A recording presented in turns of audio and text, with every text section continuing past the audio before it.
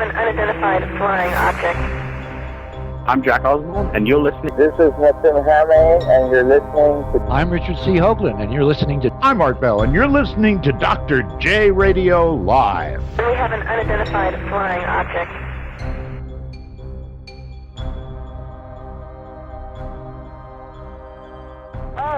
Thank you very, very much. I do have something exciting to report. I am in the process of producing a series of ebooks that are from some of what I consider to be the longest and most important real X-Files of the nearly 3,000 reports I've done at Earthfiles in the last 15 years. And I'm going to now be producing ebooks so that there will be the beginning one is going to be Hall of Mirrors with a quicksand floor. It comes in several parts that will be consolidated into one ebook, and it will be available probably within 1 week or 2 weeks from right now at Earthfiles.com in the shop. And I am very, very happy about this because I think that I have material in Earthfiles.com in nearly 3,000 reports with 60-some thousand images and maps and documents and all of these in-depth reports that I've got, where when you take all of the parts together, I have one that's a 21-part, and it's going to go into an ebook. When you see it all flowing together, with all of the images in text, like reading a book, whether you want to read it vertically or whether you want to turn pages, you can do it either way. All of a sudden, I am finding, I knew how important it was. I knew how important the content was to understanding everything about this alien presence and its complexity. But as I'm working on these ebooks, in addition to my 4 large 400 and some page paper books that are still bound, I am realizing that this can go into an iPhone or an iPad or digital, and that it is more easily accessible, and that's my whole goal, Dr. J, to reach the largest audience possible about what I think is the truth about who we are, this concocted planet, this bizarre history. The gods were not gods. They were ETs terraforming this planet. That included the Anunnaki. That included the Greeks, on. And that you, I, and all of us who are now getting downloads from whistleblowers frustrated by all of the policies of denial, that the more we can get it out, like now ebooks added to the Earthfiles shop, the more people will begin to see for themselves and understand. And that's why I'm so happy that Earthfiles, in the Earthfiles shop, anybody go to www.earthfiles.com. In the upper left, there is a list that goes having to do with the subject matter that I cover, headlines, archive, environment, X-Files, and science. I agree. Everybody make sure you check out the site. I check it daily, literally. This is the hardest working woman for journalism and literally is on top of it. The truth will set us free, and we need to get to it. Caller, I know you've been waiting. Area code 949. You're live on the air. You've been live. Oh, hi. Hi. My name is Ginger. I'm calling from North Hollywood. Yes, by all means. You have any questions for Linda? Yeah, thank you for taking my call. Linda, it's so nice to talk to you. Yeah. I'm just curious, I just recently was looking on the Earthfiles and reading about your site, and how did you ever get into this whole field? Like, I'm so curious, like, did something happen to you? I want to hear about that. Okay, that is a good question. I always assume everybody knows, but now you're showing that not everybody does know. I did my graduate work at Stanford University in Palo Alto, graduated in 1968 with a master's degree in communication, and that's where I did my master's thesis was with the Stanford Linear Accelerator. I did a documentary for the Stanford Medical Center that they used for 19 years after I graduated. And so my entire beat as a TV producer, writer, director, editor, and as an investigative reporter, was then, is now, and always has been science, medicine, and the environment. The part that got added, Real X-Files, came in 1979 to 1980 when I was director of special projects at the CBS station in Denver. My job was to produce 1 or 2 documentaries a year, do live studio programs in front of audiences, and news segments having to do with science, the environment, or political issues in the state of Colorado that would affect the population living there. That's what I did. And in the summer of 1979, my TV documentary crew and I were working on one project. My audio guy had just come off of a shoot for the brand new 2020 that was producing for, I think it was CBS or ABC. I think it was ABC in New York at the time. And he said, "We've just come off the weirdest shoot, Linda. We couldn't even keep our battery belts." Back then, we shot double system. We had Nagra crystal sync audio that was umbilical corded to camera. The cameraman and the audio man, they had to work together like a ballet team because they were connected by cords. And we lived or died on whether the batteries that people wore around their waists were charged all night, and that we would have 8 or 10, depending upon how long we were going to be out in the field. We depended on those batteries, and he's telling me that this is a network, and that they had gone out to where there were bloodless, trackless, dead animals, where they could not, all the batteries, every battery would be dead as soon as they approached these unusual animal deaths. And I called up the executive producer on that program at the time as director of special projects at the CBS station in Denver, said, "My audio guy told me that you've shot over 100,000 feet of double system film on these animals. Tell me the story. When are you going to air?" And to my shock, he said, "Oh, no, we scrubbed it." I said, "You scrubbed 100,000 feet of film?" He said, "Yeah, we're going to be in the business of news, and we couldn't get any answers to what is killing these animals and not leaving any blood or tracks, so we chucked it." That was all it took for me to hear. And I was, now I knew that my next project was going to be to get to the bottom of what I learned was called animal mutilations. And 9 months later, my film, A Strange Harvest, was broadcast in a 90-minute special on KMGH-TV. And by then, I had on film, speaking for himself, Lou Girodo, in the district attorney's office down in Trinidad, Colorado. The crew and I got to his office at 10 p.m. at night. That's how busy everybody was. He had been out to fresh animal mutilations. And when I asked him who or what do you think is killing and mutilating these animals all over the United States, Canada, Europe, South America, Mexico, Australia, he looked right at me and said, "Well, other investigators and I have come to the conclusion that the perpetrators of animal mutilations here and around the world are creatures from outer space." Wow. He was not the first person in law enforcement to tell me that, but he was the first person to say it with a camera running.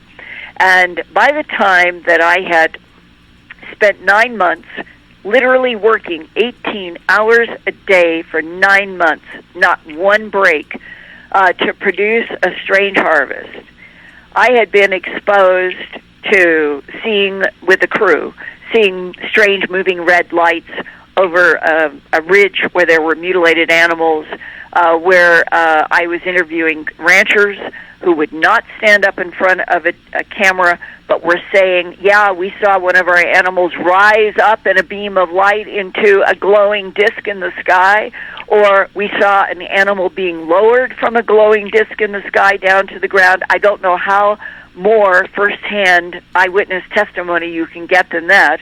And then they would see that the animal that they would go out in the morning, and it was the bloodless, trackless animal mutilations. Well, once I had done that documentary, and it was broadcast, it was like a bomb went off in Denver at the station. They started dragging letters. Remember back then, this was the first broadcast of A Strange Harvest was May 25th, 1980. There's no computers. There's nothing today. The only communication that we had in 79 to 80 were landline telephones and handwritten or typed letters or teletype or telegrams. That's it.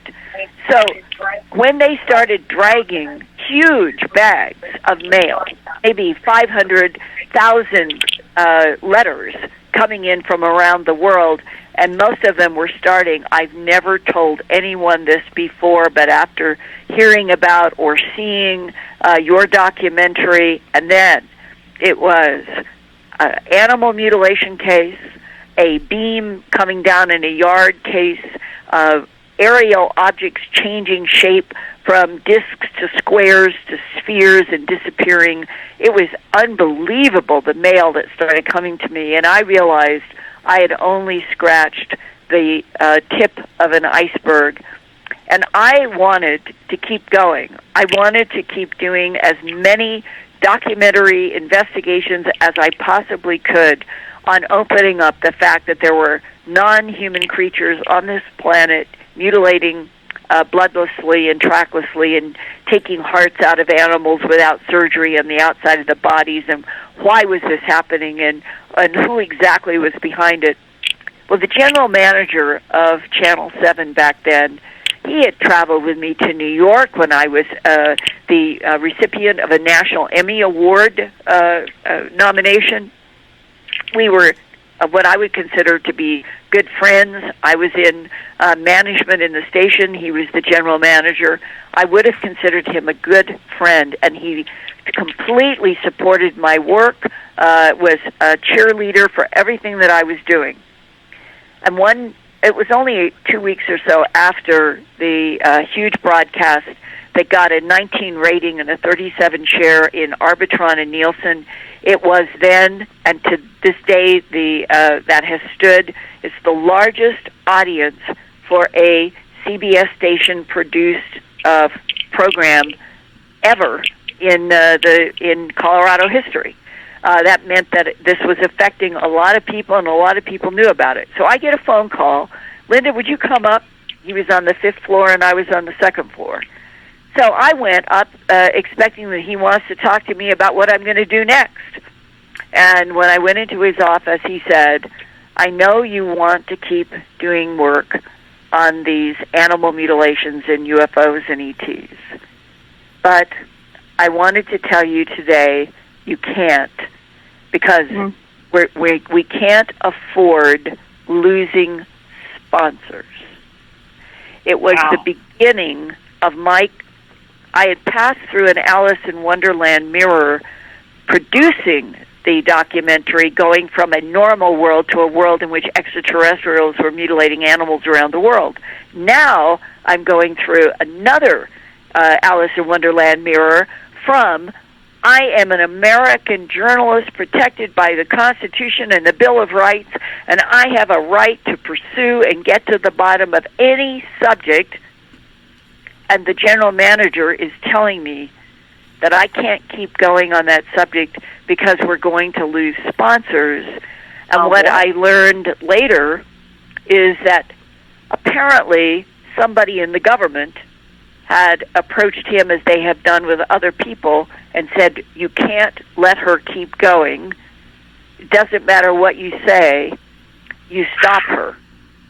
And that's what happened at Channel 7, and then that's what happened when I signed the contract with Home Box Office, and I was going to do UFOs, the ET Factor, as an hour documentary, and the government made sure that they interfered with that and stopped that project. So I am speaking to you in 2016 after nearly 37 years of trying to the best of my ability to keep going toward fact, the pressure of fact, and what is the real truth behind lots of phenomena, and realizing that perhaps perhaps with good intentions, our government's highest level in the FDR administration going forward made decisions in the interest of national security to protect the American citizenry, but that now,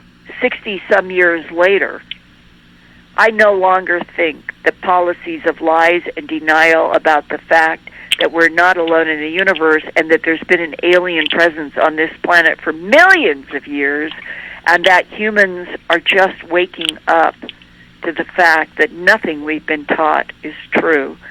That is what's motivated me. That's what's kept me going. And in the process, I have become very disappointed and dismayed at what our government has done to cover up what I think is I think it's the single most important subject. Who are we? What really is the history of this planet? And that's what we're talking about right now. I totally agree with you. Totally agree. Let me say one thing, and the fact that you were discouraged to do journalism, I mean, unbelievable. Ginger, do I smell inspiration?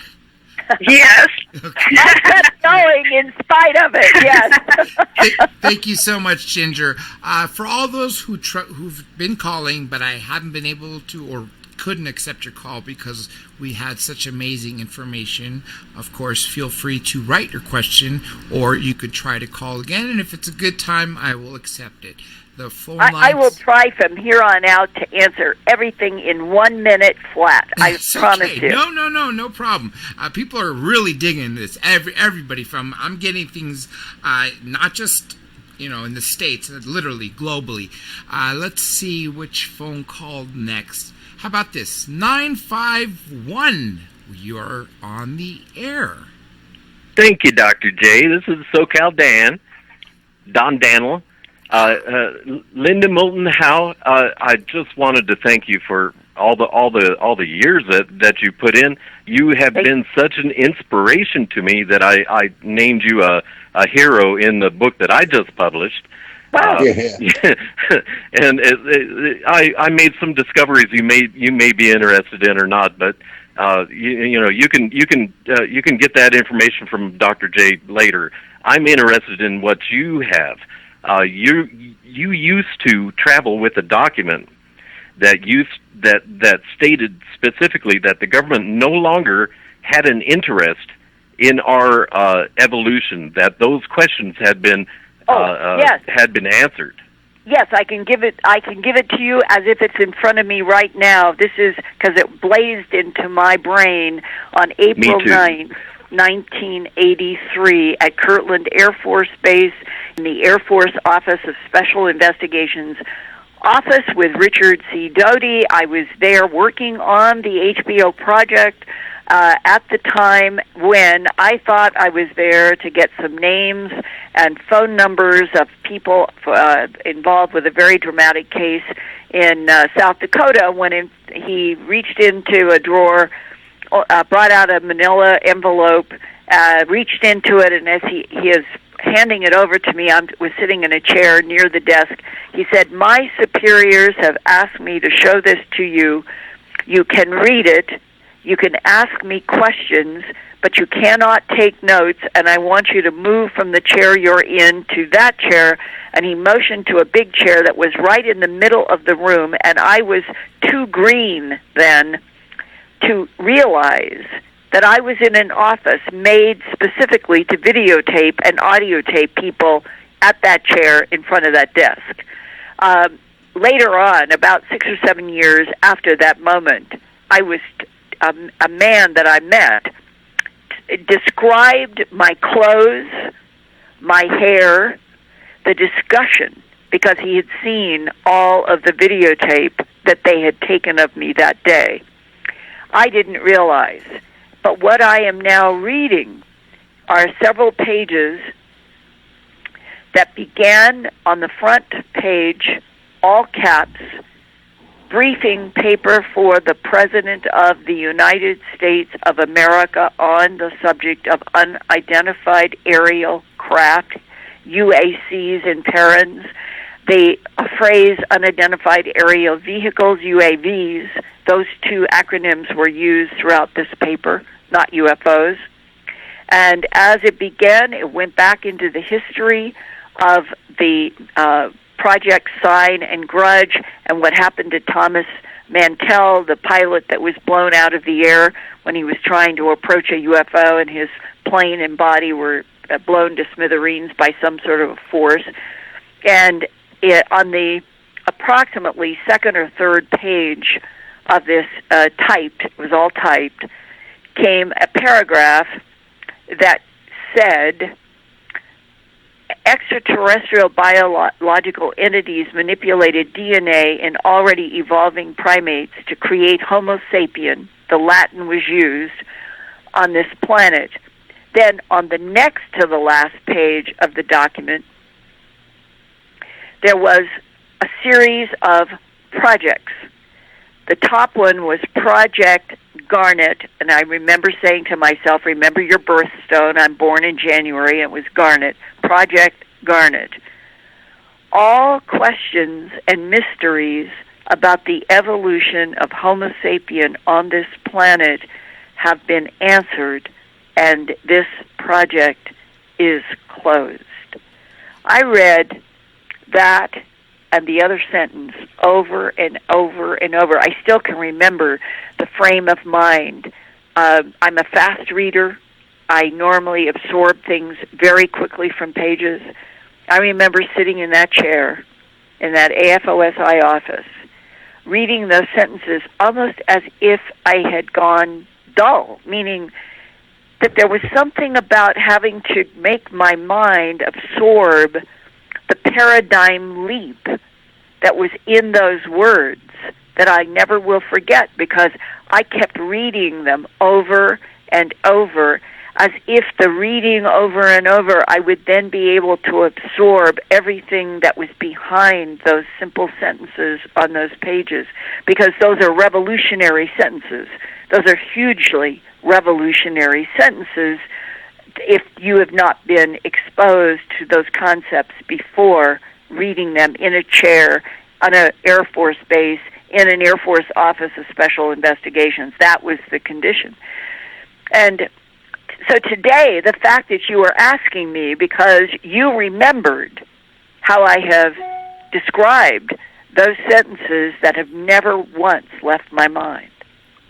You know what's crazy about all this? If they gave us that information that you saw, why would we need anthropology and be spending money?